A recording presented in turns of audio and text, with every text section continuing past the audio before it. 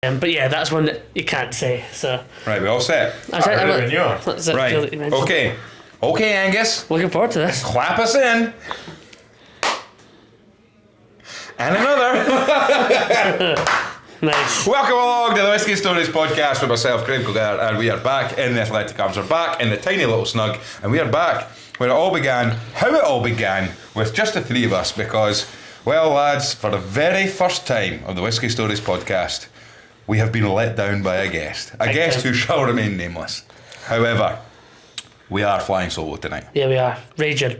But we'll get over it eventually. Absolutely. I mean, to be honest, it's been... The podcast moves on. Angus has returned, so well, it feels... the good news for me is, right, Angus has returned from Japan and you're off your deathbed. It's true. We're back. We're back and fighting. Are you feeling alright? Aye, a few whiskies sort me out. Be alright. And Angus, you were away in Japan whaling for a couple of weeks. That's what you do. No dolphins were harmed on my trip. I think it's an ad before we get cancelled by PETA or whatever. Please whale responsibly. Wow, what a start. What a start. So we've got some drams in front of us. We're back in Diggers. What you got yourself, Graeme? We do. Good question. Right, so I've gone for a lineup of three. If I'm going left to right, which isn't the order I'm actually drinking right to left. But right to left, then I'll say I've got the Thompson Brothers camper van. Yeah, so it's a camper van brewery, I think. It's a kind of... Oh, so it's a camper van in the beer that Yeah, so this is the whiskey they've done in collaboration. So blended malt Scotch whiskey, over 8 years. Blended over 8 years. Nice. So that's what I've got there. I love the Thompson Brothers. Big shout out to them. Really exciting stuff happening over the next couple of weeks, next few months as well for them. So hopefully we'll be tying in. They have messaged us. We'll be in touch. Carnmore. I'm a big fan of Carnmore. Morrison Distillers, Cuthbert. Tam Cuthbert, love them. I've got a Ben Nevis distillery, distilled 2014, 6 years. Madeira finish. Actually, I've just realised by accident as well, all my drams are under 10 years old. There you go. So that's a 6-year-old Ben Nevis Madeira finish there. And is it? It's 2014. When was it? Surely it's a 10-year-old that was bottled last year. No, it's age 6. Oh wow! So it's been in the shelf. Bottled 2014 maybe. No. They're still 2014. They're still 2014, but 6 years old. So that's been on the shelves for a while. Yeah. So there you go. And the last one I've got the Ardbeg 8 for discussion. So I've got that because basically now that we don't have a guest to talk to, we're going to have a bit of discussion this evening. So that's what I've decided. What about yourself? I've gone for Aaron 10. Standard. Was it one of my free drams? I think it was. It's a dram that when I'm out of ideas have one of them, and a Kilkerran heavily peated. Well, and the Kilkerran heavily peated is a kind of note to our friend and listener Scott Moore out in Tennessee. Well, actually, he's our. We can now officially call him sort of our American reporter. I guess. He's our American host over in the States. We've branched out, so we're kind of like. I don't know. You know how the BBC have BBC correspondents. BBC correspondents. Maybe it's a bit like how Ardbeg have embassies. He's the first ever Whisky Stories embassy. American ambassador. We got a brand ambassador. Tennessee diplomat. A brand ambassador to the Whisky Stories. A Whisky Stories podcast brand ambassador to the United States. That sounds about right. He's not one for blowing his own trumpet, is he? So people don't know he's also a professional trumpet player. Now, he's also done a great job because any kind of co-hosts on the podcast have to give me a bit of a slagging, and his wife done a great job of that as well. That was brilliant. So if you have listened to the podcast regularly, or if you're new to the podcast, head to our Facebook group. It's a brilliant wee community we've got going on in there. On the Fridays, putting their drams in, and one night he's drinking an independently bottled North British, not of any significant age, of a bottle that doesn't exist anymore, and I said, how the hell have you got that? No, it's fascinating. And that kind of spiralled to me going, in the background I can see a Fégila Lafroig. I need this explained, and he's put a great video together. 20 minutes, and to be honest, he really goes through the intricacies of... We take it for granted, eh? We've said it before, I say it again, we're how lucky we are to have on our doorstep so much whiskey, but literally particularly a pub like the Athletic Arms, and also, as they were shouted out last week, Nauticus down in Leith, being nominated or making it into the top 50 UK bars. Massive for them. But at the same time, you know, we could go to the shops and buy whiskies. We've had people on the podcast who are brand ambassadors tell us that, you know, a bar with half of the whiskies that we would have in here would probably be the biggest whiskey collection in the whole country. Oh, no doubt. Never mind just in Edinburgh. And I you know, Diggers being one of the largest whiskey collections, open bottle whiskey collections in Edinburgh. It's a huge pub, but 100%. And this is a dram, the Kilkerran heavily peated, that was his favourite. Yeah. And so not normally, as you guys know, something that I would even pretend to enjoy. Yeah. That's very a character. When it comes to peated stuff, especially Campbelltown. I think I'm going to do a wee trip to Campbelltown this year with my old man, Whiskey Dad and Lad. There you go. He talked about leaving £200 worth of whiskey on the bus seat on the way home from your So I will say, it was mentioned last week, my father and I had an excellent day out. Plenty of research. And fortunately, this is a good whiskey story. I've not told you boys this. So I got him one of the Whisky Stories blends for his Christmas. Yeah. For his birthday, which just happened. Limited amount of bottles still available. 56-year-old. So I was like, there you go. I have a 25-year-old blend, and he bought an old Poltley single cask that I got him at the Christmas time. That he's bought a second bottle. Was that from the whiskey shop? From the whiskey shop. I had a sample of that. The ginger boy gave me a sample. Really of that. good liquid. Lovely. And we've had a great day at Diggers. I've sent him on the bus back to East Linton, and he's left both bottles on the bus. Right. Now, see, when he said in his comment on the YouTube channel, I left 200 quid's worth of whiskey on the seat, I thought he'd been sick. No. He actually left his bottles on the bus. Right, well, big shout out to Bobby Barr, because I was sitting there thinking, fair play for coming clean to that and admitting to being sick on the bus on the way home. No, I mean, listen, I'm sure he wasn't far off it.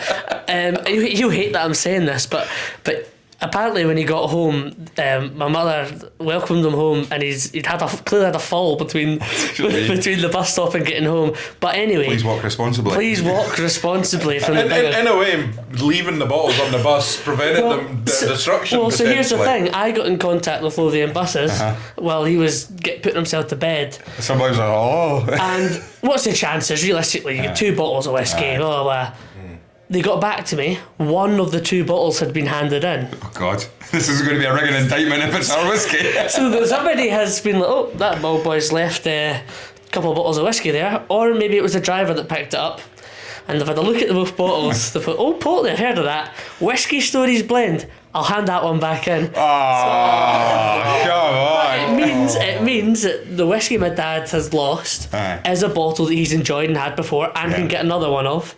The Whisky Stories blend has returned to its rightful home, and he will get it this weekend when I turn 26. So I'm going over to his house. Well, if anyone from Lothian buses is listening, we'd happily provide you with a heavily discounted bottle of the Whisky Stories podcast whiskey, just to say thank you for returning it to its rightful place. So thank you very much also, for that. if I find out who it is that took one bottle and gave the other one, I'll wring her neck. But at the same time, we were lucky. And so that is what happened. That's how he left £200 of whiskey. So he wasn't sick, right? Well, there you go. He literally left it. So we had a good day out. Good. In my favourite pub with my old man and seen Charles Kerr. We've done a kind of blind whiskey tasting. We had 3 drams, we all tasted it, and we swapped them round, and one person had bought them.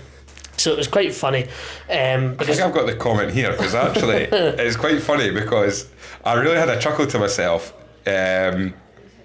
because he says, right, have just started watching this episode and would like to apologise to Charles. I have no recollection of getting home that day, and I was home just before 7 p.m. I did have a terrific day with the lads starting at Hawksmoor, but got off the bus with £200 worth of whiskey left on the seat, right? So that's me thinking he's been sick. Drink responsibly, folks, but a great day I had with my lad. And then it wasn't long later, I saw that comment, and then he popped up on his Facebook. He put a few pictures up on his Instagram, and I saw the first one was him. It was Chuck with you there. Good. And so there you go. There was a wee secret whiskey stories. The surviving bottle of whiskey stories that's been passed around the Lothians. It's done a wee bit of travelling there. Absolutely. And so, what drams have you got yourself, Angus? Well, I've only got one dram here, really, that I've and then you're bought at the bar. I'll introduce the others. I've got a recommended by yourself, Ross, a cask strength edition of Highland Park. I just fancied something with a bit of peat, And at the end. it's of my something day. that I'd had a lot of Highland Park and never had the cask strength until doing a brand tasting, and a great brand ambassador they've got called Martin McVardson, which is a big Danish guy, got Highland Park tattoo on his chest. Suits the brand perfectly. Suits the brand. Well, certainly did. You look at the new Highland Parks. Well, that's it, yeah. Well, that's so Martin McVarson's in suits and different. duty free and kind of much more polished. Yeah. But it is quite funny. The first time I had that, I was like really high strength. They're between 62 and 64% most of the cask strengths. Yeah. Because their filling strength is so high, so it was well aged stock, but still really strong. And We'll talk about what other drams we've got later, because we'll do a bit of that later. But I do want to go back to Scott Moore's video, because what was really fascinating about the video is he did a great job of not only showing us the collection and giving us a run through. There was also a few stories that he had associated with each whiskey, but also he really went in to explain the difficulties of or the sort of intricacies of buying whiskey. And one of the things that was fascinating was when he started talking about, like, sometimes I'll have to drive through into the other state, or I have to cross the state line to get here. And he also just mentioned, like, there's one place I can go to, and it's a 3-hour drive out and a 3-hour drive back. Bonkers. But I'll do it on a day off just to get himself some. And he said, there was a phrase that was like old dusty hunting. Okay. Hunting dusties, I think it was, or something like that. Where basically, it's, by the sounds of it, it sounds like you often turn up at a liquor store, as it would be over there, and really sort of look at the dusty bottles that have been purchased at some point and forgotten and left at the back of the shelves. And That's the classic story of the Stoury Maduri. Well, exactly, and that's where he wants to source these bottles. But also, what I loved as well is, like, my whiskey guy. He was talking about the guy obviously owns or runs the local shop to him, how he has to convince this guy, look, go and buy this type of whiskey. I promise you, it'll be worth it because it's really good. But I just wonder, like, how many people are buying whiskey over in the States? It must be huge, but at the same time, for the different types of brands that seem to get themselves out there, it's really interesting that people are managing to get their whiskey into these drink shops. Bonkers. And especially because he's a Scotch whiskey drinker in Tennessee. Yeah. You go to any liquor store, even in the Midwest or East Coast parts of America, where I've actually went into liquor stores, every shop has a barrel pick of their local bourbon or a big brand of Buffalo Trace, etc.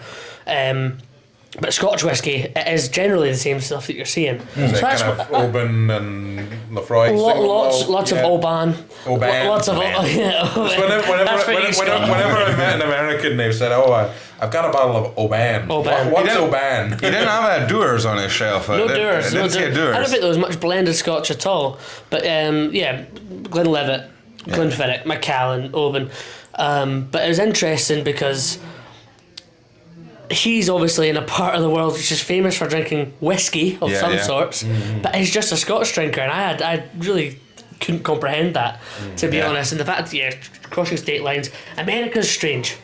17 of the states are government-controlled liquor stores. Yeah. So it's something that recently I've seen come up because Ohio, which is a very big state. Yeah. I'm a big Michigan man, so I'm not really meant to like Ohio. They're like the rival states. Right, okay.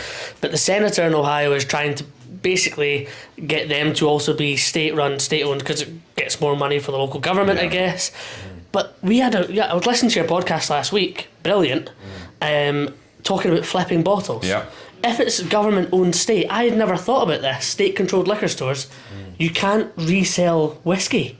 Yeah. There's no auction market, there's no secondary market, and I had never thought about that. And so people are up in arms because the secondary market, especially for bourbons and what we know for Scotch whiskies, is massive. Anything from the Buffalo Trace Antique Collection, whether it's Pappy Van Winkle's or it's Weller's, etc., people put them on the shelf at retail, it leaves the shelf and it gets resold for 5 times the amount. I quite like the idea that you're not allowed to resell it. There must be having like underground. Oh, for sure. People are probably selling it on Facebook Market. What is, if I went to sell my bottle on Facebook Marketplace, should I be licensed? Probably. Yeah. But I bet there's loads of people that are doing it. Well, that's true. And it's interesting. It reminds me of when we had Moa on Swedish Whiskey Girl talking about in Sweden it's all government owned, the liquor shops. So it's kind of, you have to kind of go in and there's your government selection. Yeah. It's a very strange. The Metropolitan Super Lagan. There you go. Well remembered. Not close, but yeah. But I mean, it goes us back. I mean, I don't want to go over what we talked about last week and things, but like it's interesting from your perspective, Ross, about flipping bottles and stuff. And you know, we talked last week on it about bottles that you have on the shelf that you never want to leave your house unless you're sharing them with people, or bottles that you have where you would be quite happy to. Or have you ever flipped bottles? So I thought this was really interesting. I have never resold any bottles. Until recently, I had sold some bottles to Kev here at Diggers.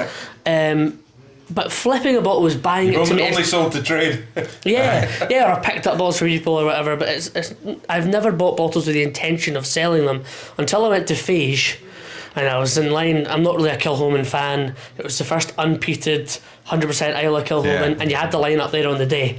It felt silly not to buy one. Yeah. At the same time, I gave it to Kev for way less than it goes for an auction because I wanted rid of it. Yeah. But most of the stuff that I've got in my flat, even if it's not open, I intend to open it. Yeah.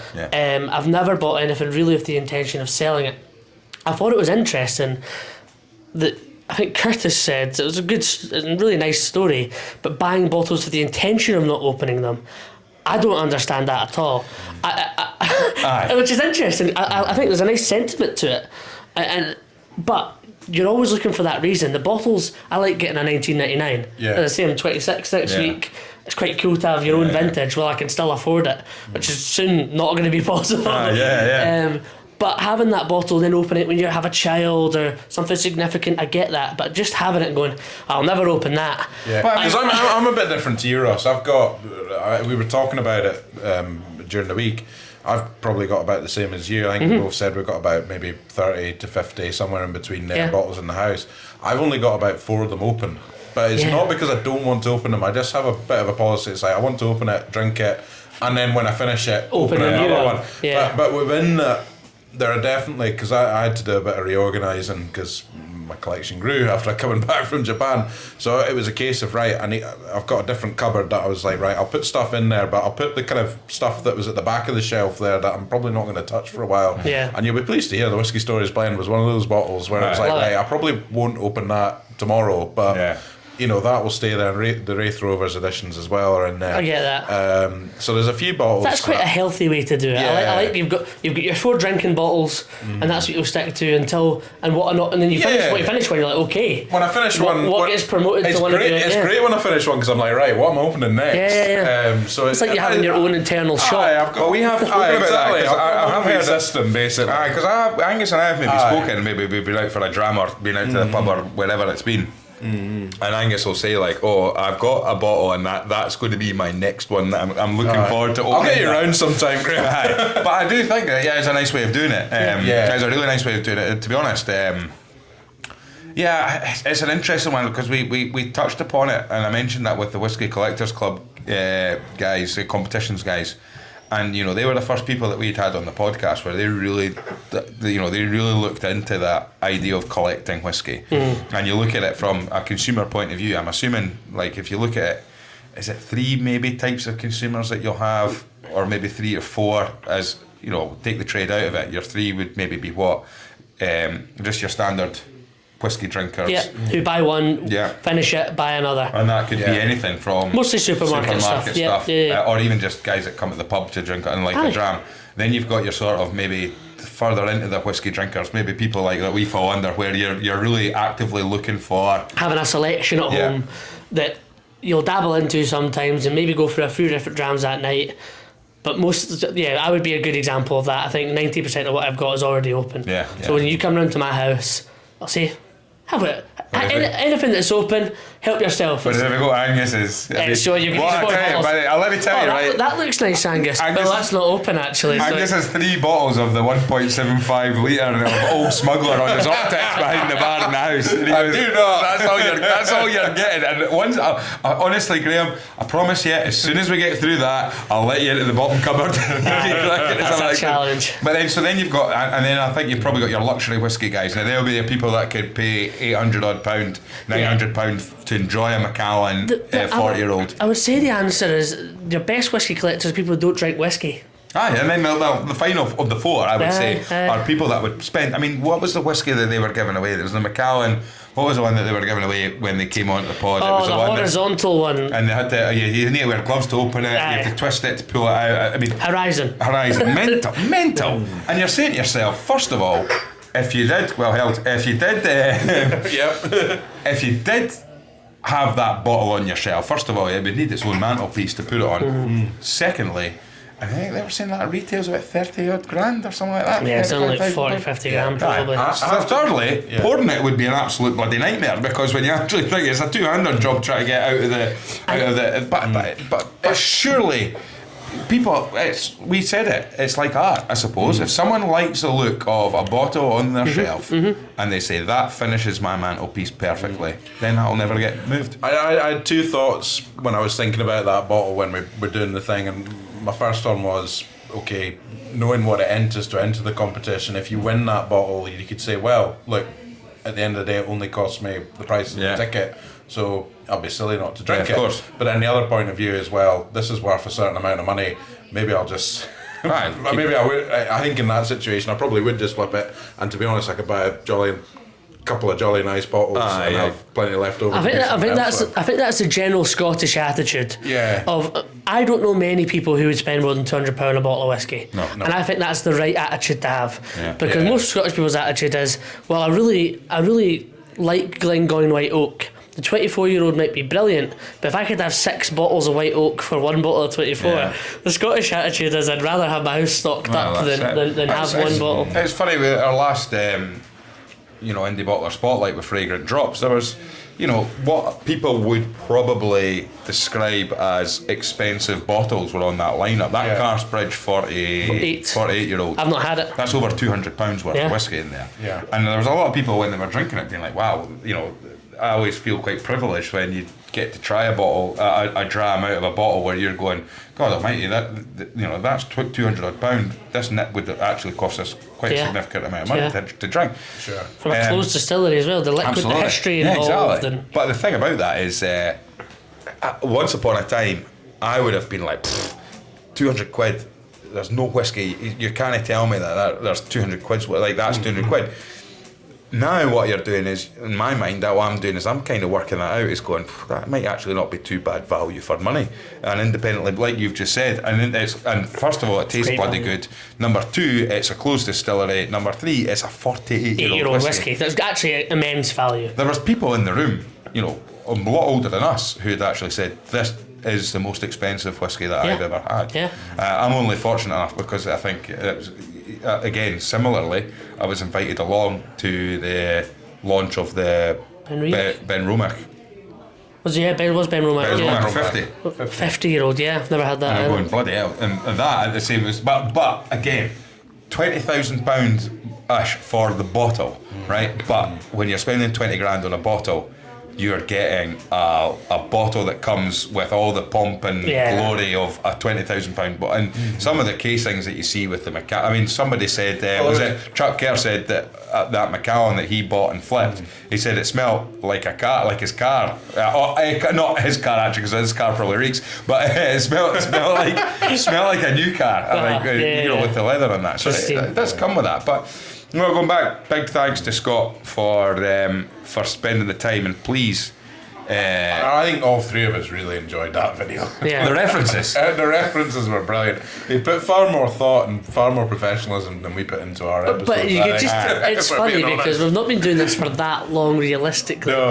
And you could tell from the way that he was speaking that he listens to all the pods. Yeah. And there is something amazing. We're really proud of it. Like I say, I put a post up to show on Instagram. I mean, that's it. We didn't know when we set this podcast up what we were going to be doing.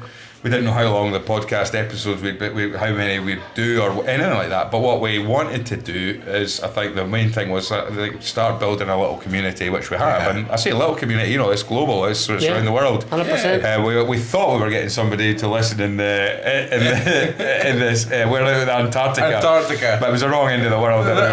Wrong pole. But what I will say is, Les actually sent photos through. I need to get them up. Sent some photos through of the Whisky Stories podcast bottle being drunk round the campfire up there in the Arctic Circle. So brilliant, well done, Les. Hopefully everything's going all right for them over there. Brilliant. Right, okay, so normally we'd be diving into our guest and actually asking them what got them into whiskey, etc, etc, etc.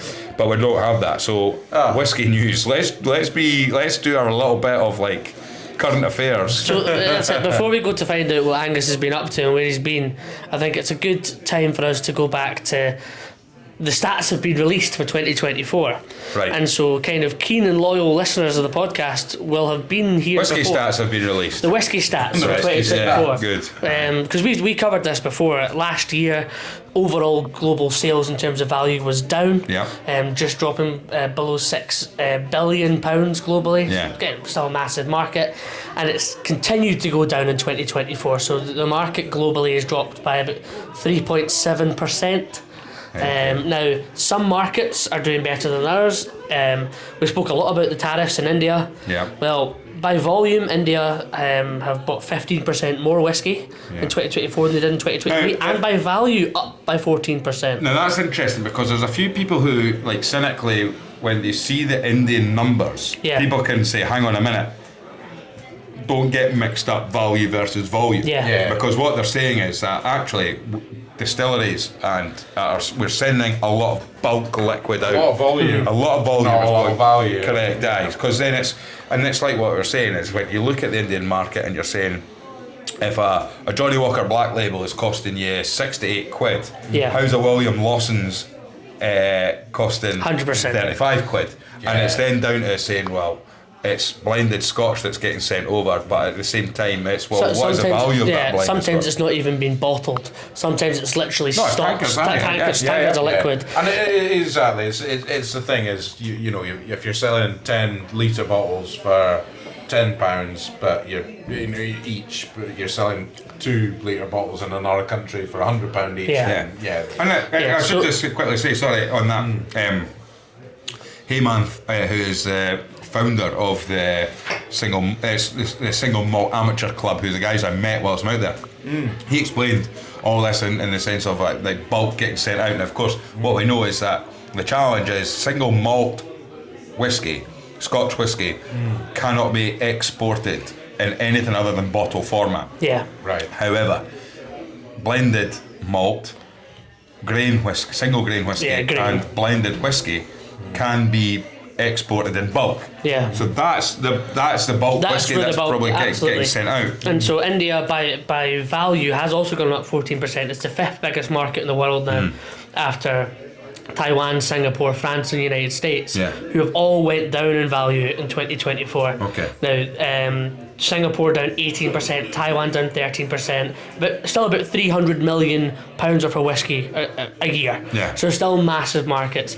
The US still the biggest global market, £971 million last year of Scotch whiskey. About half of that's in Scott Moore's shelves. This is it. We found out where it all is, but it's just short of that billion pound mark that happened 2 years ago. It's the first time a single market had ever broken. And it goes back to the story that I've said, you know. And look, what the news you're saying is when you look at these stats, you're seeing a lot of red arrows pointing down the way.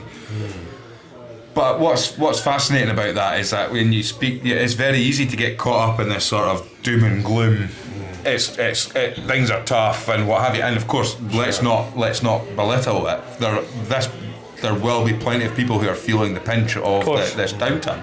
However, like the chap who I'd met, who's been in the industry for over 25 years, and he's seen these cycles coming and going and what have you.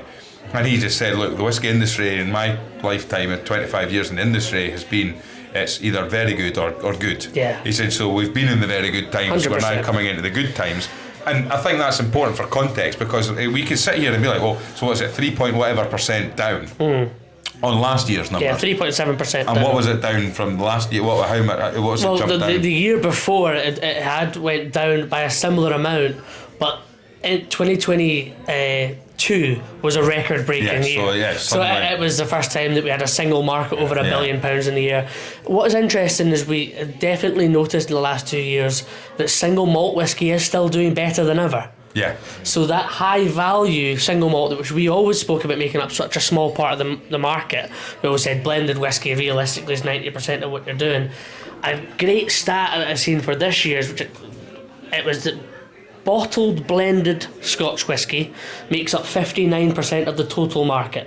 Really? So bottled blended makes up nearly 2/3 of the total market. Wow. And then you've got, as you just mentioned, the non-bottled stock that's being exported. Sure. So blended whiskey is still totally dominating, which is brilliant because that is everybody, all corners of the globe can be having a bit of Scotland through blended whiskey, and that's the way historically it's always happened. Yeah, and you could go like Angus. You go. You've just you can go abroad. Yeah. And you can go to countries and you can go and see, all you'll see behind the back bars is like Johnny Walker, Chivas, Ballantynes and all blends. These names are huge. And I just returned from Japan. We'll talk about it a wee bit later, but I was speaking to a Japanese man and I just bumped into him in a village, and he was working in a tourist office and he was outside and he said, "Oh, where have you come from?" Scotland. And he immediately said, "Oh, do you like whiskey?" Yeah. And I said, "Oh yes, I like whiskey very much." And I asked him if he liked whiskey, and I said, "What do you like?" And he said, "Oh, I like Red Label and I like Deers." Yeah. So there you go. And if you go into convenience stores in Japan, you will see White Horse, you will see Ballantynes, you will see Johnny Walker. So I mean, Ross, I don't think what we're seeing. Sorry, I just wanted to clarify. I don't think what we're seeing is a big bad downturn in Scotch whisky.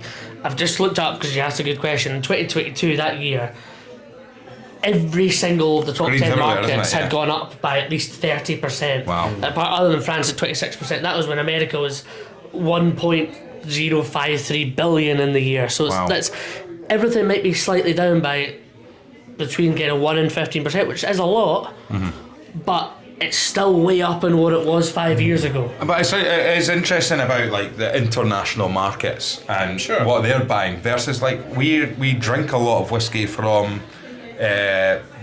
whiskey, like people would never, like people across the world will never have heard of, like, well, look, we're talking about Thompson Brothers. Let's talk about them. And Scott Moore as well. You know, you think of someone like him, you know, struggling to get kind of standard releases that we would, what we would consider standard releases. So I mean, the pinch is obviously not going to be felt at the higher end of the scale.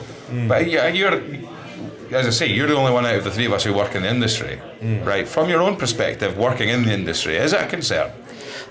I think it's a concern for distilleries, new distilleries, because all we've spoken about is the growth and how the industry has increased by 20% in the last 20 years. And they're all competing for the same shelf space. A lot of them still haven't even bottled their own whiskey for that shelf space. So that's interesting. We have seen some murmurs of distilleries, Waterford in Ireland recently, stock production, everybody's out. We're hearing that even big distilleries like Brown-Forman are having to look at restructuring their production systems and teams and maybe wage structures, etc. Macmira established, world whiskey, Swedish whiskey, that announced administration and was saved by an old board member. So there are some people teetering, and all these distilleries that have been planning of, okay, here's your business plan. You've got to think 15, 20 years at least in the future for building a whiskey distillery. They couldn't probably believe after 10 years how good it was looking. And so I think it's just a wee bit of reality. I still think Scotch whisky is doing amazingly. There's still going to be more opportunities than ever for these new brands to make a bit of noise, get on good podcasts, talk about what they're going to do. But there's definitely even for jobs in the UK, we've seen lots of redundancies from William Grant & Sons this year, a restructuring of the Edrington UK team this year. These are the companies that when I was joining the industry at 18, you went, oh, I would love to work for them. And you can still the good companies that you want to work for, but people that have been in their jobs in the industry, people moving to prestige markets perhaps, trying to look at, do you need a brand ambassador anymore? Okay, get a salesperson that can also do tastings. Yeah. Streamlining the business, trying to change things in people's outlooks on Scotch whisky and how to run a business now. There's a lot of talented people out there, and there's a lot of very big teams. I mean, And so we're seeing that change for sure. we're also seeing, Angus, like, you know, I think the hospitality industry is going to be hit really, really hard.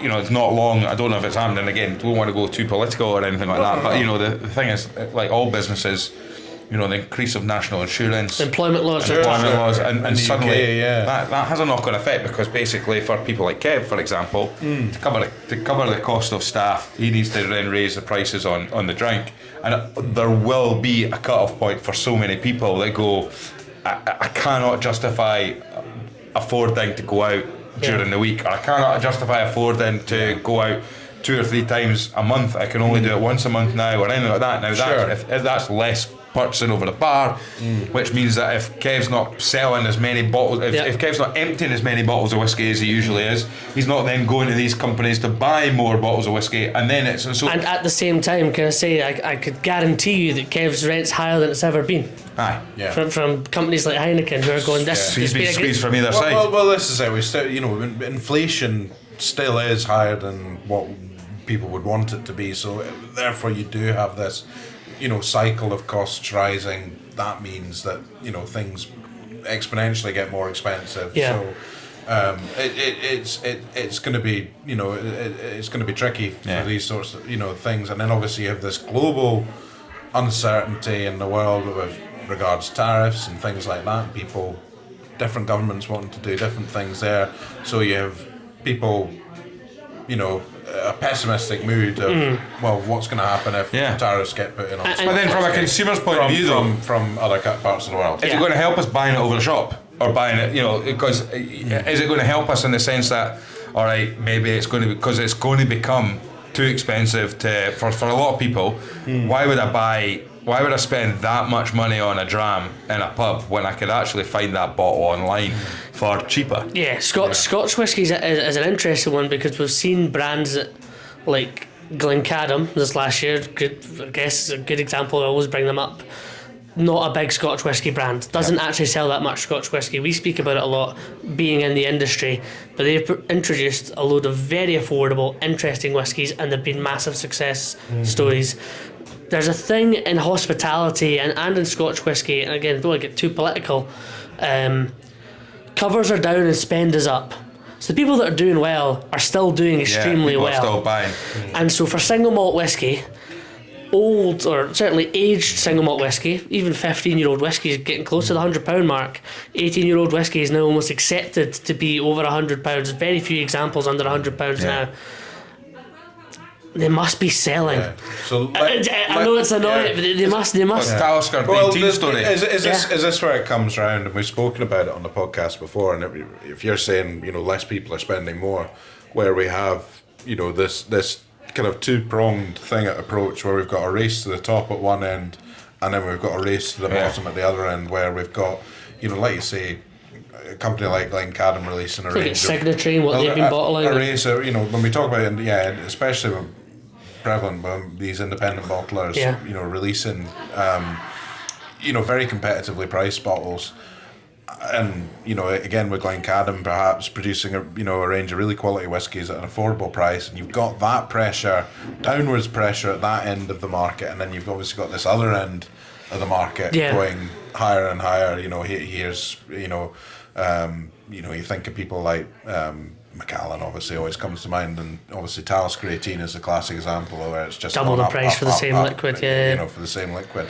Here'd be my question, Angus. If you're buying a bottle of whiskey in a shop, how much do you expect to spend on that bottle of whiskey?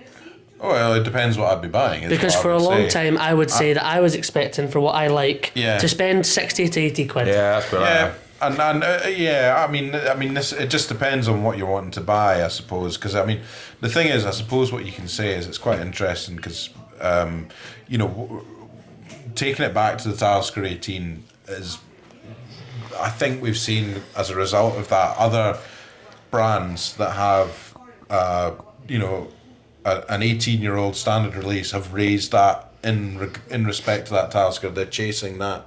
You know, there's not too many that have said steadfast. No, you're and said, right. you know, I mean, I try to think about, 10, 15 years ago, you would probably think of a 18-year-old standard release bottle would be in that sort of 60 to 80. You're absolutely right. Yeah. 5 years ago, Glenfiddich 18, Talisker yeah. 18 were both between 60 There and you 80 go. quid. And now, to be honest, for something, £300 isn't out of the question for quite a few. So you're right. So I think if you're saying the same as me, Graeme, between 60 and 80 quid for a bottle, that used to guarantee me a 15-year-old 46% or cash strength bottling official release from a distillery. That's what it used to guarantee me. I'm not sure there's a really definitive value in that anymore. Now it's actually more interesting to look at distilleries like Ardent American. Well, this is it. Yep. And independent bottlings where you can get old grains or interesting distilleries that maybe you wouldn't be buying for that value, because that's the only place that value is left. Well, this is where, like, I was actually speaking to a couple of guys on Saturday night, and it turned into a little bit of an impromptu tasting, really. And I pulled out it was a Woodrow's Race to the Bottom, very apt that we're talking about this, and it still had the price sticker on it. And the guy one of the guys who was tasting the whiskey, he likes his whiskey, he likes his drams, but again, somebody who sort of out of the people that we were talking about earlier on, that sort of guy that he's got a very nice collection in his house, he'll like to look for maybe the 15, 18-year-old distillery, occasionally a distillery exclusive, sometimes a hand bottling from a distillery he's been to. But the world of independent bottling is very, he doesn't know very much about it, we're very unsure of and what have you. And what he couldn't get his head around is that I'd paid £51 for something that didn't tell you what it was. Well, yes and no. Paid £51 for, first of all, something that didn't tell me what it was, but secondly, something that we could all agree was more than likely a Macallan single cask 9-year-old. And he was like, nah, that can't, and similar things, like, can it be a real Macallan if it's only this? Explained about the fact that, well, actually, they probably picked that Macallan cask up fairly cheap on the fact that they can't actually put it out as Macallan on the label. Yeah. So if you could put Macallan on the label, you stick another. 100%. You chuck a single cask Macallan independently bottled. You could name your price. Yeah. But the fact that it wasn't. But the point was that, like you've just said, £51, and we know that Woody was playing a wee game there, and it worked perfectly for him in the sense that they, great press. he did well out of it. Everyone spoke about it, and what have you. But at the same time, then is it now about where you're shopping? I mean, 2 years ago, a year and a half ago maybe, or when we were doing this podcast, we were talking about, during lockdown, it was a buyer's market. It was probably a bit of a buyer's and a seller's market. On the auctions now, it's a great time to buy it for reasonable bottles. Yeah. You those bottles that we would buy for 60 to 80 quid are still going for 60 to 80 quid on auction. Yeah. It's just that the things that are being bottled now that would have been that value are now getting listed at a higher recommended retail price. But then, like George and Rachel said, just support your local independent whiskey shops and support your independent whiskey bottlers. And people don't know about it. Yeah. Before you started the podcast, you had the Milton Duff because you had the connection to Milton Duff. Yeah, well, Gordon MacPhail and you were just a sort of like, they're a sort of. They're so established that they were a brand in themselves. Never heard of Cadden Heads before we started the podcast. But you also you would never have went into a shop and said, "What independent bottlings have you got?" Yeah, exactly. Because actually, to you, there was a comfort and a familiarity of this is how the distillery have presented this. That's how it is. And so there's probably a lot of people who are going, "I can't afford the whiskey I used to buy, so I'll go down." The quality of whiskey is still there, but they're maybe not thinking of going to an independent bottler because it still is niche. As much as we see so many of them, it's a single cask whiskey is still almost a fetish to most whiskey people. It really is. It's going, I had this amazing single cask. Oh yeah, that was a year ago, so it doesn't exist anymore. To a lot of people they go, what do you mean it doesn't exist anymore? Well, I think what we're seeing as well is it's just the power of having an established brand, and with that, if you've got that, you can just. I had an interesting little discussion with a guy in Japan. It was behind a bar. It was a sake bar really, but he clearly liked his whiskey. But all he had was Mars whiskey. We had a bottle on the. I think he had the exact same bottle. Had a bottle that Chuck Kerr brought back from Japan, and he said. People come over to Japan and they want Yamazaki 18, they want Hakushu 18. You get a bottle of that retails for about I think £800 probably, something crazy, something like that. We talk about £300 bottle for a standard release 18 being crazy. Well, Yeah. that's £800. Wow. And he, that's partly down to kind of the fact that they didn't really produce as much. Supply and as they thought demand, were yeah, they had no idea they were going to be that popular. But he said that stuff just doesn't interest me. I'm not interested in Hakushu 18. I'm not interested in Yamazaki 18. Mars are great. I've got, I think he had about 7 or 8 different bottles behind the bar. And he said, have one of those. And for him, again, it's a bit similar to us. It's a case of value for money. I'm sure he probably thinks that if he Yamazaki 18, perfectly tasty dram, I'm sure, but where's the interest in that? The value for money. Yeah.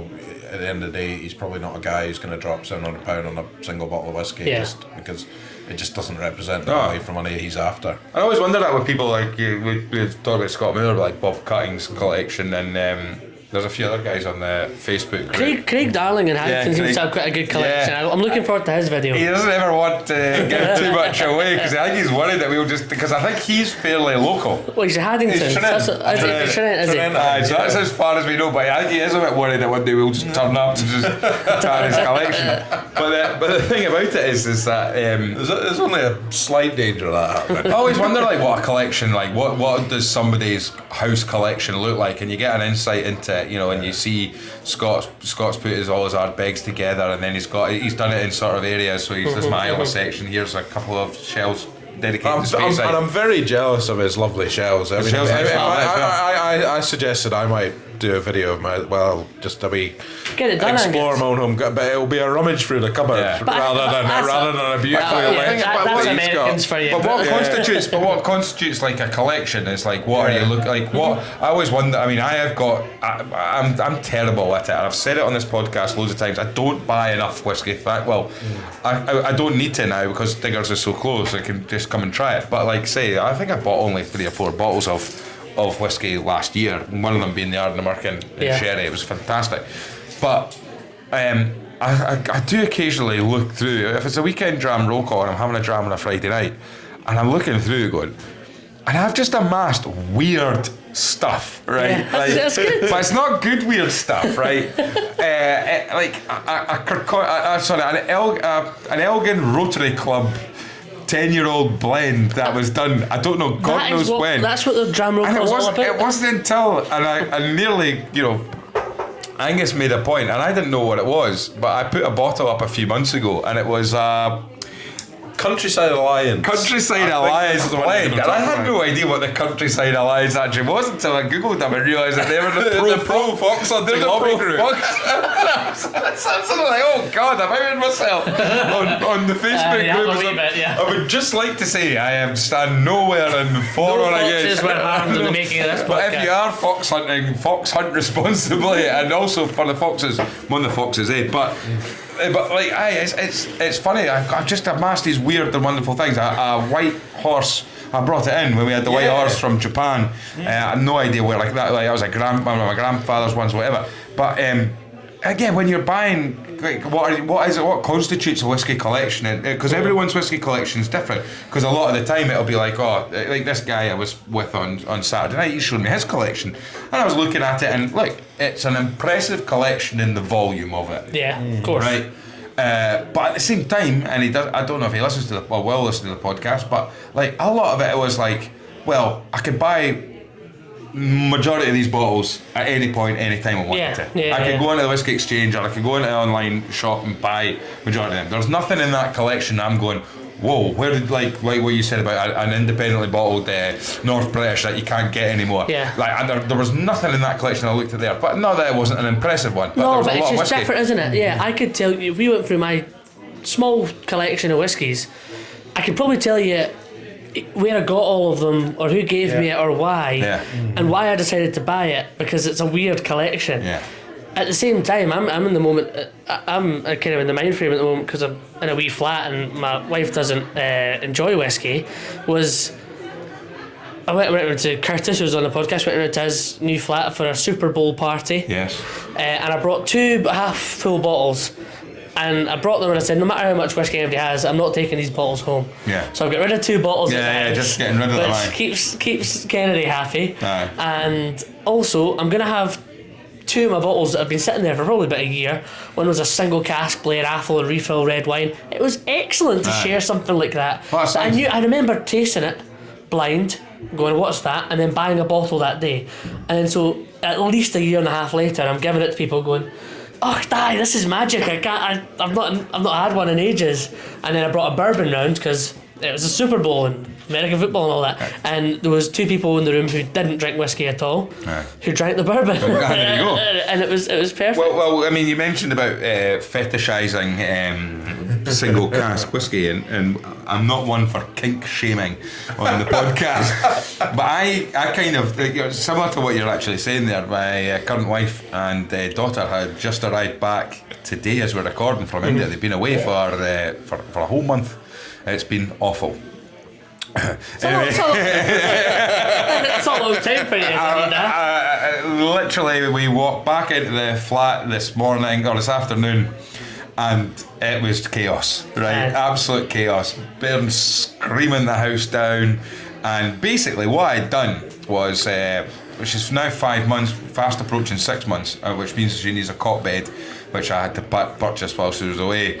And kids are another benefit of parenthood. Kids are money pits. Let me tell you, right? But what else? But it triggered me to have to go, right. I'm going to have to do a bit of feng shui in the flat now, and also like tidy up, get rid of stuff, and be a bit strict with that, and move things around.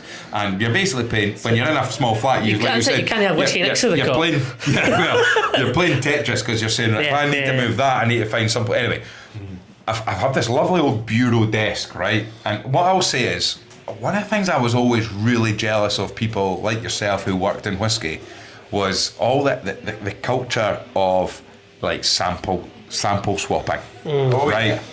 I love it. And I'll say this, right? I have a hobby that I don't know what it is, but I love taking labels off of, like, I love collecting bottles and taking labels off them. That's mental. On a Sunday evening, I will think of nothing better than to put a podcast on, go to the kitchen, pour in, get some nice warm soapy water, and just put empty bottles of whiskey in there and get the labels off. And for whatever reason, I think to myself, oh, what am I going to do with them now? Right? But basically, I had to empty the whiskey cupboard that I've got and take the shelf off and what have you. And I suddenly realised that I have amassed a huge amount of tiny little miniatures that are labelled up with whiskey in them. Some I've had some out of them, some haven't. I've got some lovely little empty ones which I've already taken the labels off and stuff like that. And I've been able to find this lovely little bureau that I've moved.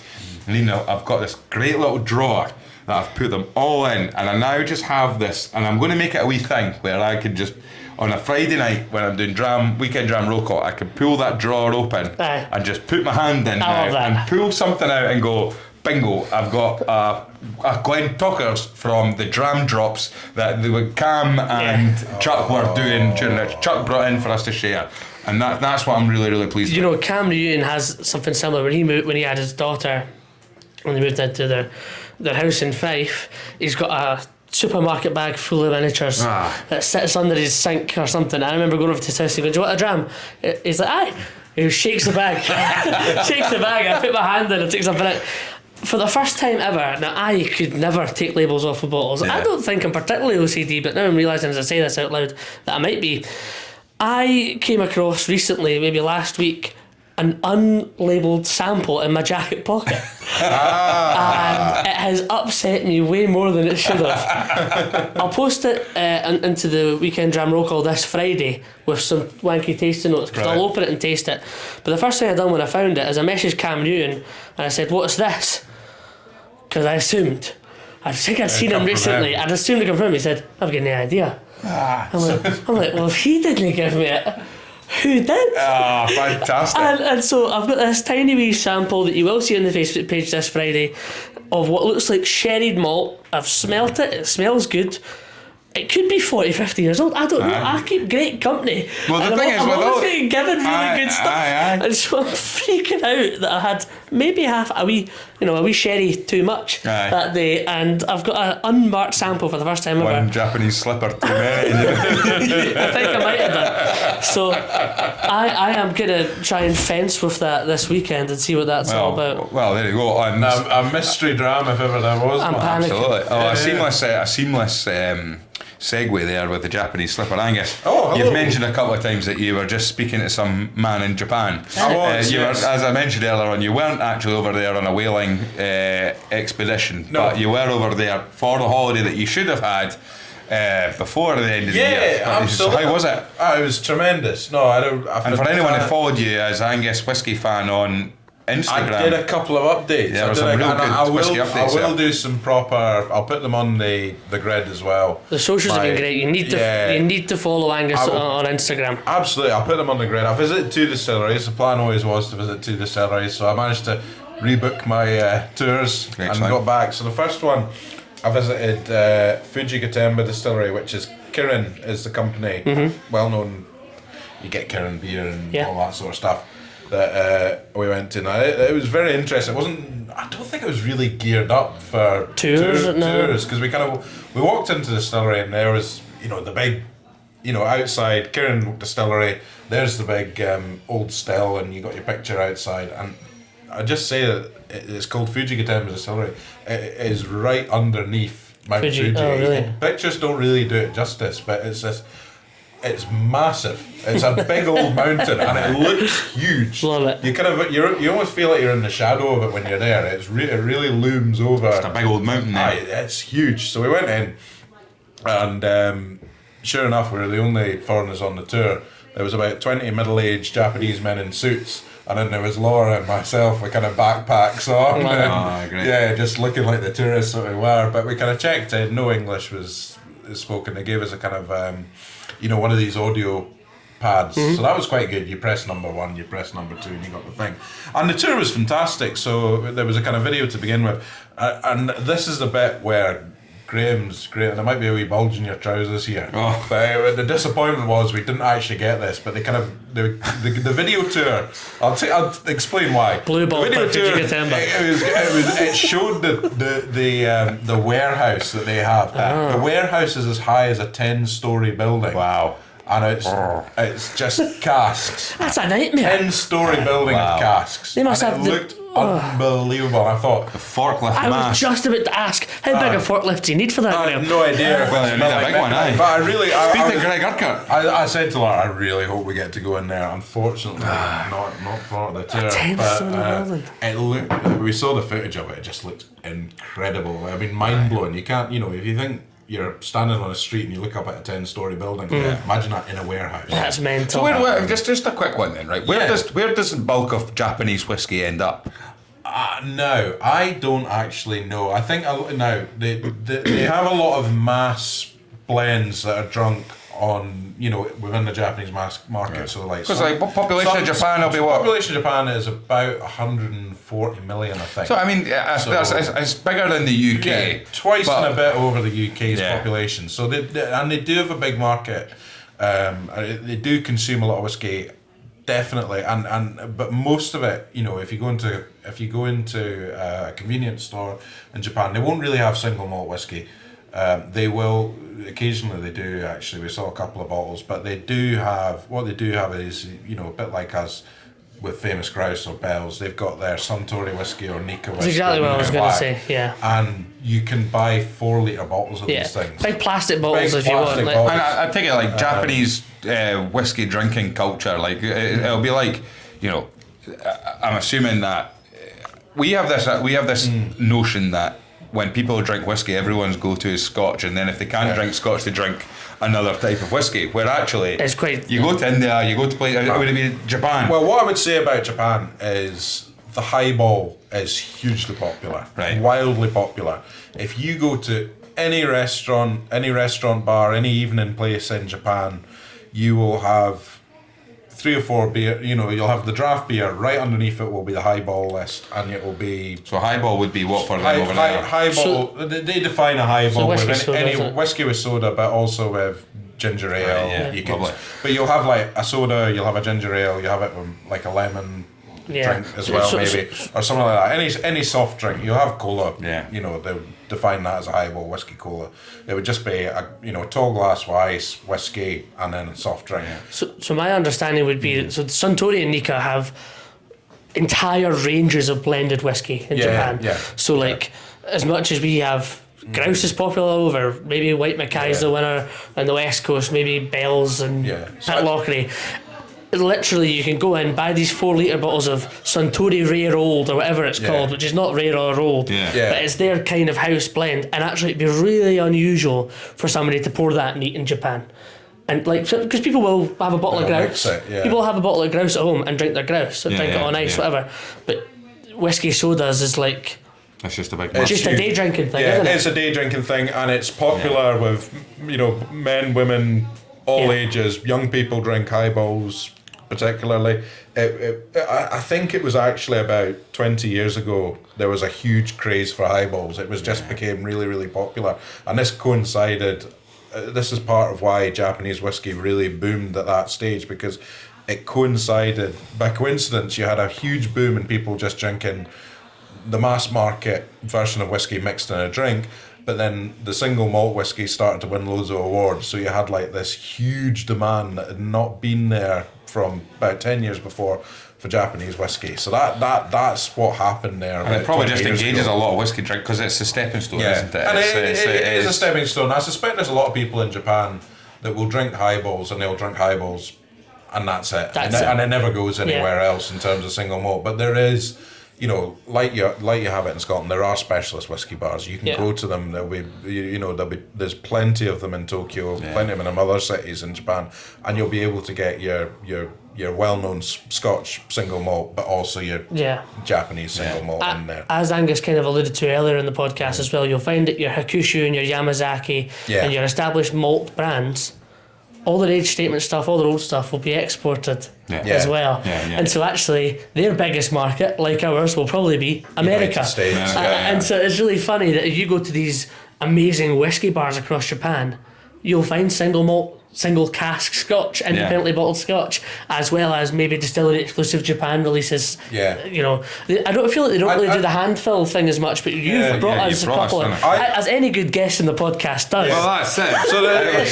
So guess. So I should say, I had a fantastic tour at Fujikitemba. What I've brought you is single cask selection. So one of the cool things, both distilleries I visited are not only a single malt distillery, but grain distilleries as well. That's cool. Now, before we move on to that, I'm going to put a question out to you, Ross.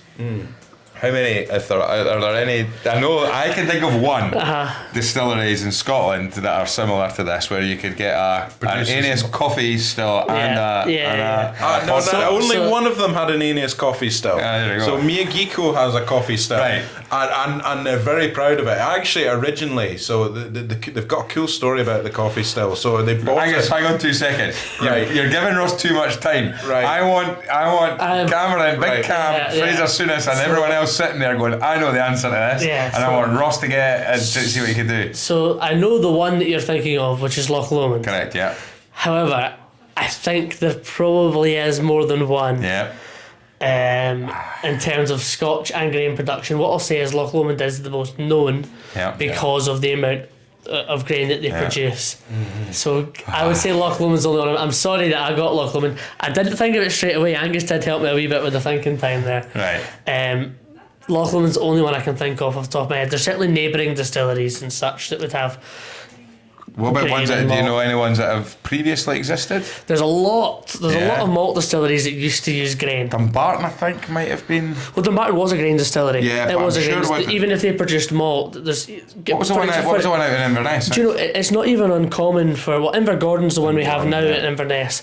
But even distillery like Cambus, we've all enjoyed Cambus. Cambus was founded as a malt distillery, and they realised that malt wasn't popular. So and they were like, why don't we make grain whiskey? I think it was 1806, I think they started malt production. By 1836 they decided... Shut up, Ross! That's going to become a common theme.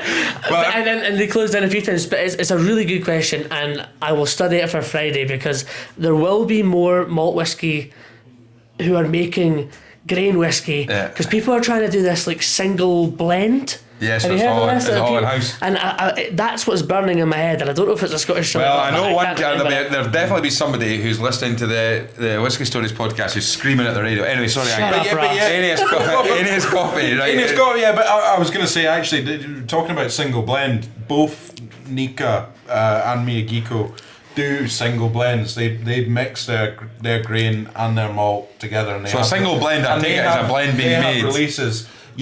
From one distillery. It's not a recognised term in Scotland. I don't know. I think they had another name that they called it. I can't remember what they had a specific name. It's like one distillery, but a blend, which is a remarkable thing to be able to do. Yeah. So you've brought in, amazingly, samples from the same distillery. One's got a box ticked that says grain, one's got a box ticked that says malt. So this is both from Fujigatemba, so Kirin. So this is, they're both quite similar in that, they are. This is a grain, 10 years old, in American oak. It smells gorgeous, by the way. Really distilled in April 2014, bottled in December 2024. And bottled at 61%. 61%. So this is your first time trying this as well?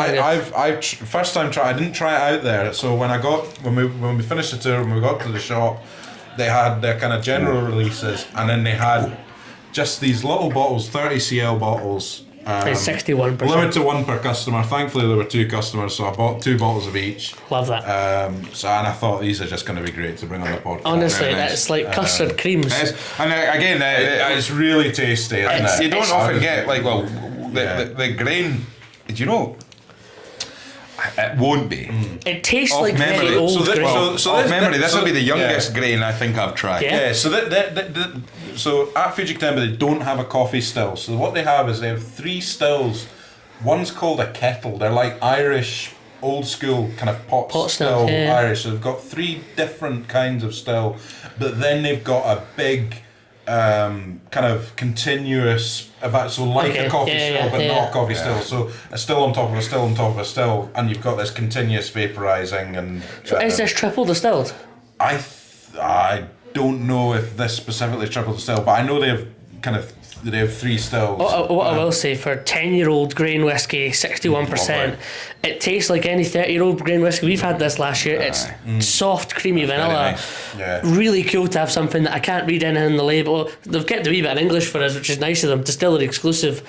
It's got bottle number followed by some more Japanese. I don't know what the calligraphy's called. They've got 3 different alphabets. Of course. We won't get into it. Of course. But what an excellent taste is something that from across the world. Angus, you're an absolute gentleman. You can come back on the podcast. We'll get you back. But we're talking about Miyagiko then, so they do have the coffee still. So the coffee still, they ordered it and they've got it. It's built in Scotland, built in Glasgow. It came in about the early 1960s, and it was originally in Yoichi. I can't get the pronunciation. Yoichi, which was Shanbucken. Shout out to Shan. So Nika have 2 distilleries. They have Miyagiko and they have Yoichi up in Hokkaido. So they originally installed it up there. They built Miyagiko in the late 1960s, 68 or 69, I think the distillery opened. And the coffee still, I think, in the early 70s came down and was installed down in Miyagiko, and it's been producing grain whiskey at Miyagiko ever since. It's a long life for a still. Yeah. To be honest. Well, yeah, I don't know if these kind of grain stills, these coffee stills have a longer life. Do you think they would have a harder life because they're getting constantly run? Yeah, so I mean that's been going for 60 years. Did they try and, so you know what we're like in Scotland, Angus, about here we are geographically, this affects our distillation. So having Yoichi up in, what'd you say, Hokkaido? So Yoichi's up in Hokkaido, and it's by the sea in Hokkaido. So I think, I tried the Yoichi out there, and it does have a bit of a maritime look. So it does, and it is slip peated as well, Yoichi. And originally, so it was founded by, I'm going to get his name wrong, he's a kind of godfather of Japanese whiskey. I should know it too. I should know the name. No, Takahatsu Yakitsuru. But he obviously went. He went to Scotland. He done 3 apprenticeships in 1918. Did his 3 apprenticeships. Learned his craft. Came back. Founded Yamazaki. Yes. With business partner, and then later on founded Yoichi. Taketsuru founded Yoichi in the 30s, and he was trying to find the closest to a Scottish climate in Japan. He done a grain distillery in Bo'ness or Lithgow, which is now closed, and he done a Campbelltown distillery and a Speyside distillery that I can't remember. That Cam and that will be raging about. And so visiting the Kirin distillery or Fuji Kikemba, did they talk about the climate there? And they didn't. Japanese water must be good. Well, they talked a lot about the water. Did they? They give the usual spiel. I mean, they explained that it comes from spring water from Mount Fuji. So the snow falls on Mount Fuji. It gets a bit like Evian. It gets filtered through the volcanic rock. It comes out in the spring. It takes 50 years from the top of the mountain to the bottom of the mountain. And then I would mention that. That's pretty cool. And that's the water that they use. So I was going to say as well that I forgot my train of thought. But they were very much talking keen on about that. The climate. Yeah, it's a high altitude as well. So it is cooler. I mean, if you go from Tokyo's not too far away. It's an hour or hour and a half on the train, but it's 10 degrees cooler. I found it in a way. It was pretty chilly when we were there. Yeah. So and the climate is cooler up in the foothills of Mount Fuji. They've got this water source. That's clearly why they decided to found that distillery there, Kirin. But I mean, it was great because what was quite cool about Kirin is they had this huge room for filling casks that we got to see. That was in production at the time. They had the bottling on site as well, so we got to see that. You don't get that every distillery in Scotland. And they were very keen. I think I'm going to get this wrong.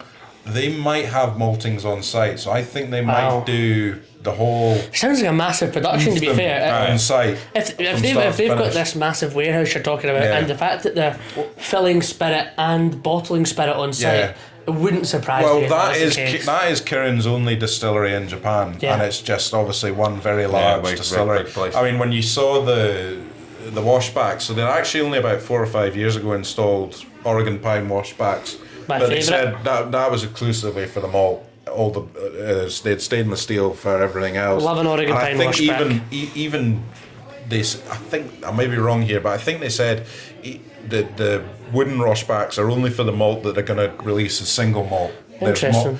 But I mean, they had 24, 30 washbacks. It was a big beast of a distillery. There we go. We don't need guests every week. We've got Angus. Just send Angus away to another country and get him to come back with samples and chat. The best single grain Japanese whiskey I've ever had. No doubt about it. Certainly. Kicks the arse out of the cheetah. Sorry, son. Well, I'm going to play this music, right? I'm not sure on that one. Hang on. No, I'm not sure on that one either. Basically, what I'm looking for is some quiz music. Oh. In the meantime, will we try a wee bit of this malt? Pour yourself it. Whilst I find some royalty-free.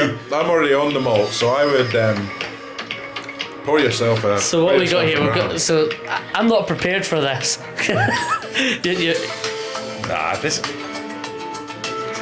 This is live, folks. Yeah, you can tell that we got told at about 3:30 this afternoon that our guest was not turning up, so we've had to scramble. That smells quite creamy as well. You know what?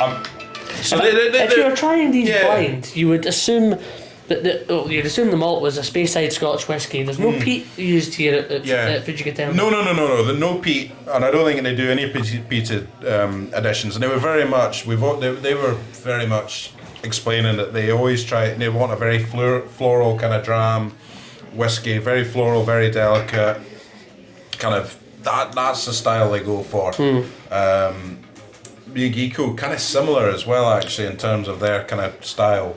They're wanting light, delicate, floral kind of whiskey, which I think is probably a bit up your street, Ross. I am so impressed by the malt.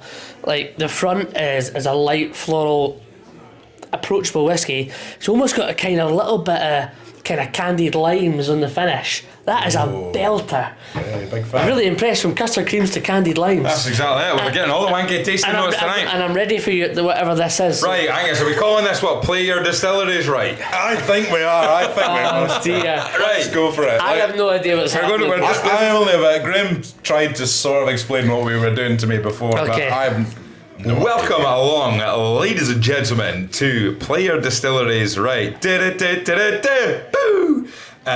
Basically, I've scrambled I'm nervous. to play in a game head to head of our first ever Whisky Stories quiz. Bearing in mind what I've done here is set it up so that Ross can't win as the know-it-all. It's a level playing field here. I love it. And what I've also done is I've already mentioned them tonight. Cameron Ewan, big shout out to him. He will be screaming when he's listening to this. So whenever Cameron is listening to this podcast, if you're listening right now, Cameron, I don't know when it is, stop what you're doing and sit down. Because this is going to annoy you. Right, so what we're going to do is, as previously mentioned on the podcast, there are 14 glens of Speyside.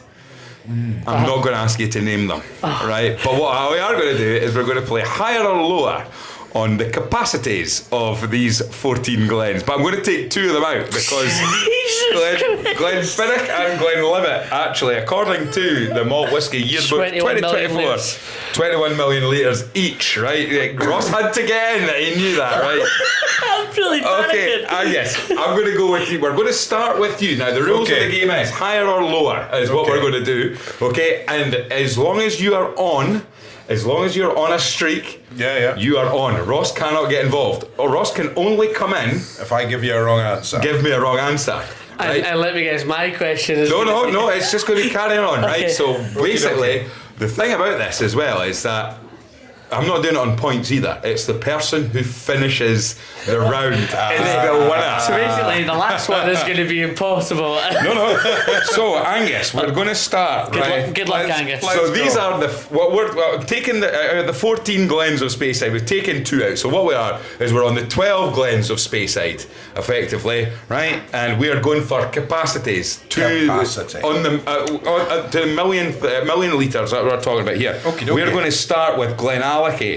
Yes. That's where we're going first, Angus. But I want you to tell me, is Glenallichie higher or lower than Glendullan in terms of capacity? Ooh, now I've been to Glenallichie. Yes. I have no idea about Glendullan. I'm gonna say Glenallichie is gonna be lower because I don't think it produces a lot of whiskey. You're absolutely right, Angus. So it keeps you in there. Okay, so There we're on we go. Glendullan. There we go. Glenallichie's set up for a higher production. Shut up, Ross. He's got to be a know-it-all. So we're on Glendullan. Shut up, Ross. But what I want you to tell me, Angus, is Glendullan higher or lower in capacity than the Glenrothes distillery? Oh, now I think Glenrothes must produce quite a lot of whiskey because I know they're. Oh, I'm gonna say lower. I'm gonna say they're lower. I'm afraid they're higher. Which means Ross is now in the hot seat, right, Ross? Yeah, I knew those two. We're on oh God. We're on Glenrothes. But what I want you to tell me is Glenrothes higher or lower in capacity than Glenfarclas? Lower. I'm afraid you're incorrect. Glenfarclas is lower than the Glenrothes distillery. So Angus, it's back to you. Back to me. We're on the Glenrothes distillery. That's what I said. We're Glenfarclas. Glenfarclas. Is that not what I said?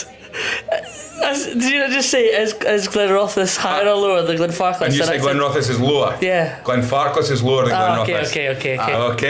Good. Sorry. Okay, so there we go. So we're on Glenfarclas, Angus. What I want you to tell me is Glenburgie higher or lower than Glenfarclas? Oh, well, if Glenfarclas is lower than Glenrothes, I'm gonna think that Glenburgie is higher.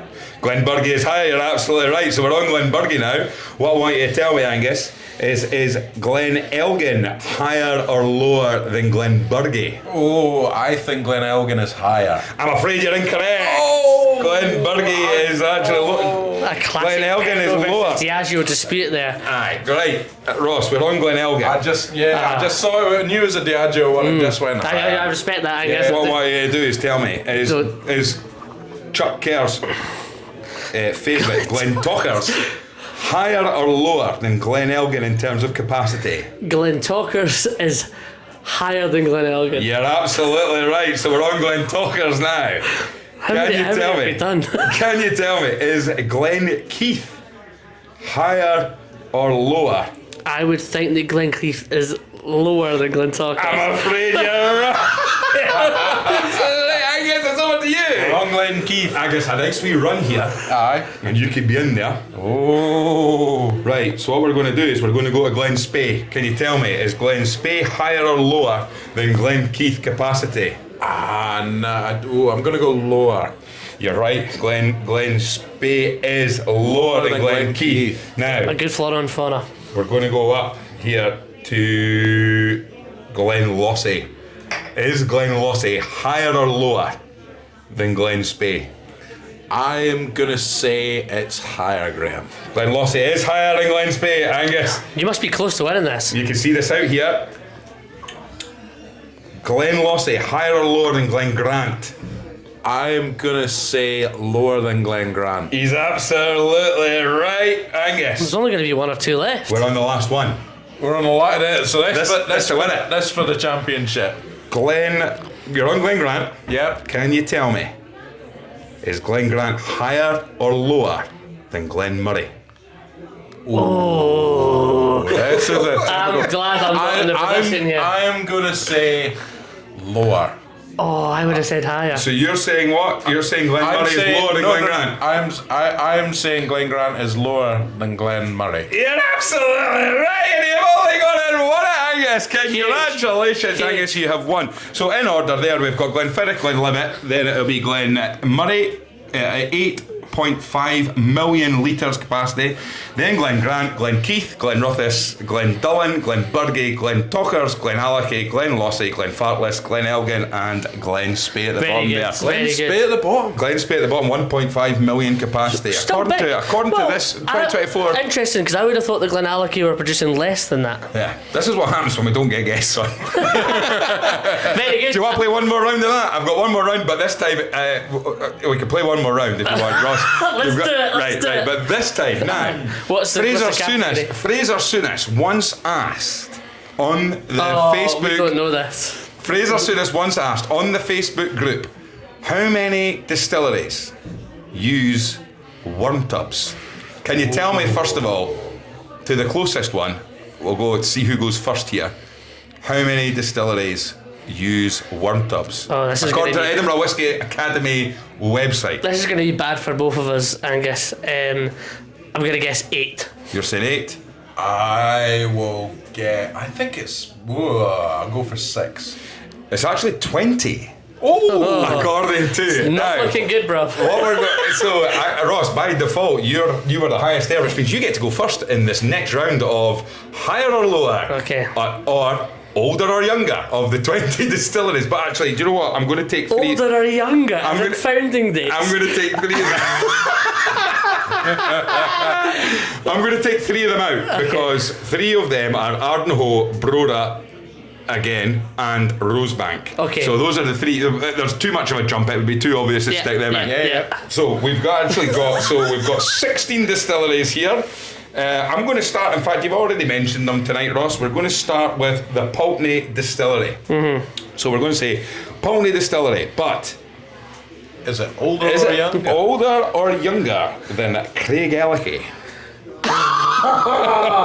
Well, I think Old Pulteney is 1825 or 6. Okay. Right, no points for getting the Where's name. Craigellachie? I'm getting it. I'm not going to screw me. I'm going to say that Old Pulteney is older than Craigellachie. I will tell you this, you're absolutely right to get you started. So we're on Craigellachie.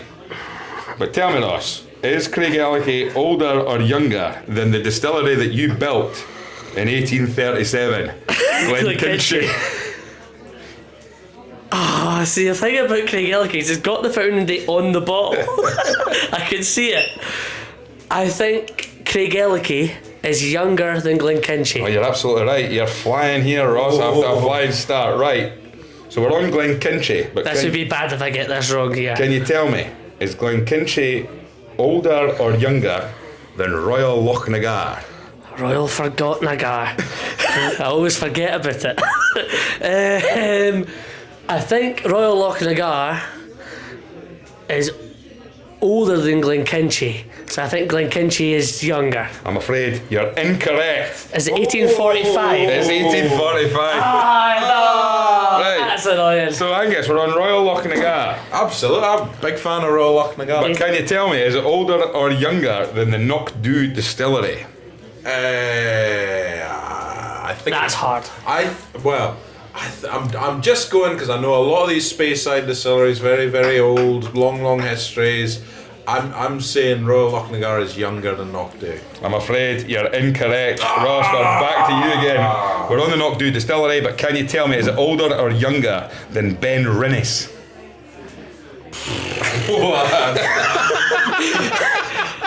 Great question, Graeme. I'm going to say that Knockdhu is younger than Ben Rinnes. You're absolutely right. You're absolutely right. So we're on Ben Rinnes now, but can you tell me, is Ben Rinnes older or younger than Cragganmore?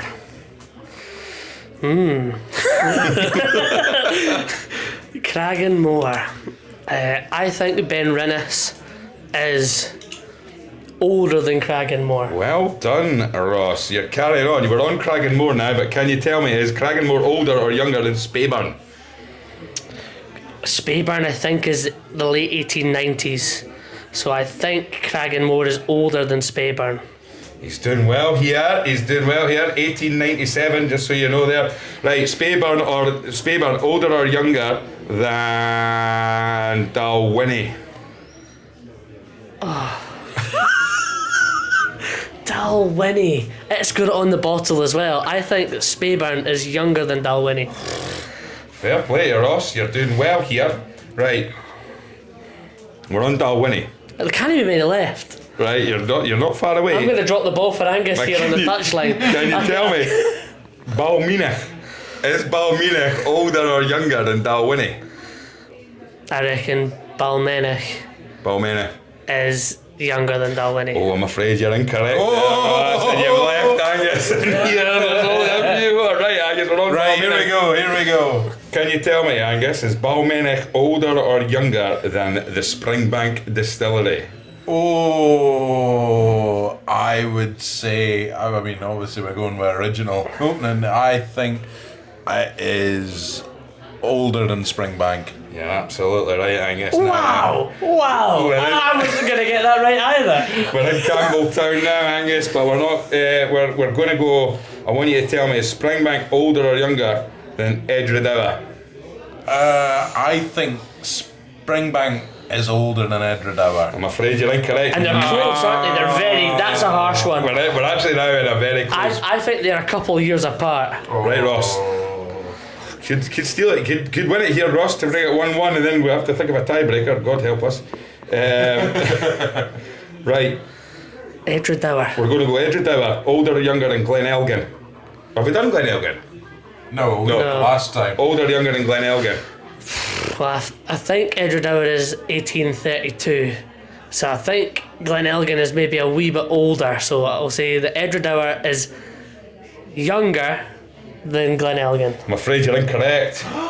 And you've left Angus right in here, Angus. The last one. You've not got long to go, Angus, here. Right, Glen Elgin. But are we older or younger than Mortlach? I am going to say younger than Mortlach. You'd be absolutely right. Oh! Mortlach here. Mortlach here, Angus, but is it older or younger? Is Mortlach, is Talisker older or younger than Mortlach Distillery? I think Talisker's older. I'm afraid you're incorrect there, Angus, and you've left Ross in before the steal, Ross. We're at Talisker, but can you tell me, Talisker might be one of these ones that's really old. Talisker older or younger than the Oban Distillery? Oh, it's definitely younger I than say you're absolutely right. Well done, Ross Barr. Pulled it back. Thank you for listening. That killed 10 minutes, guys. Well done. Oban is probably the oldest distillery on that, is Yeah, it? so Oban. So basically, if you want to go for When Balmenic has absolutely stitched me up there. How So- old is Balmenic? Balmenic 1824. Wow. So basically, what we have is Oban, oldest, Mortlach, Balmenic, Edinburgh, Ben Rinnes, Some of those distilleries only a year Talisker, apart, to be fair. Glen Angus. Kinchie, That was Royal a- well, Ross. Craigenmore, Craigallachie, Knockdhu, Dalwhinnie, Speyburn, Glen Elgin, and then it's Ballindalach, Ardnahoe, Brora, and Rosebank. There's your sort of name. Very You're good, Ross. very Well, good. according to the Edinburgh, One, well done, one, 1-1. Turns out we're gonna have to do it. We're gonna have to do a tiebreaker. Ross, your prize is the third whiskey I've brought Now back you're from- talking, brought Angus. back on the pod. Now, I know I'd bring a prize in for you. I thought, what would I bring? A couple of sherry tarts back from Japan. Yes. I've got single malt Miyagiko, sherry and sweet, distillery limited. It says. I love the way that the Japanese whiskey, even now, market their whiskey. Yeah. So we were speaking about, Angus shared this bottle of Dunbar that Fraser picked up, and I looked up at the photo when Fraser got it in, and we were even looking at the way that they presented these, like medium grain. It's got all the information like a modern distillery would, but old Japanese whiskies and just the way they used to market things are absolutely brilliant. This is a modern bottling from Miyagikyo. This is actually one that we've seen before, perhaps. Yeah, but a real Japanese. This is an epiphany of world whiskey for you, Graeme. Aye, well, exactly, and this is what it's all about. Remember when what was the one that Chuck brought on the very first time? So he was the Baker. Mars. Yeah. The Mars. Mars. Oh no, Also the Japanese one he the brought Australian- on was the Mars. what The was it? Australian one was the Bakery Hill. Bakery Hill again, yeah, just an opportunity to try drams from around the world that you just wouldn't often do. And as I say, up until we started doing the podcast, it was actually up until you guys brought out your first ever advent calendar, and it was Nika Gold. Tried the Golden Nika Gold, yeah, I remember Oh, seeing the that. Samurai. Yeah, tremendous. Well, listen, lads, cheers. Thank you very much. Thanks for coming back, Angus. We're Aye. lost without you. We've made it through an hour and a half of recording without really too much hiccups there. Well done. Thanks for everybody. Thanks for everyone listening to this one. Yeah. Let us know what you thought of the no guest situation. Aye. Look, thank you very much for everyone who's listening. I mentioned earlier on, the listening numbers are looking great. The Facebook group, the community that we've built is absolutely fantastic. We are still looking for sponsorship, but it's all about really just you guys listening to us and interacting. And Scott, I can't thank you enough for putting that video together. It was edited, it was great, it had so many different parts of the podcast associated with it. Aye. Just everything about it, but also more importantly, it was just great to get an insight. You hear us talking every single week, and it's great to hear from you. So if there's any other people who are in that Facebook group, or anyone who's not in the Facebook group who's listening to this thinking I should probably get involved in that, it's the Whisky Stories on Facebook. Find the Facebook group. You just get in. It's just a great chat. Weekend Dram roll calls have been absolutely fantastic. It's been brilliant. But thank you so much for everybody who's listening around the world. It's great to hear from you. Angus, I think we've got one more message to say before we go. 1, 2, 3. Shut up, Ross!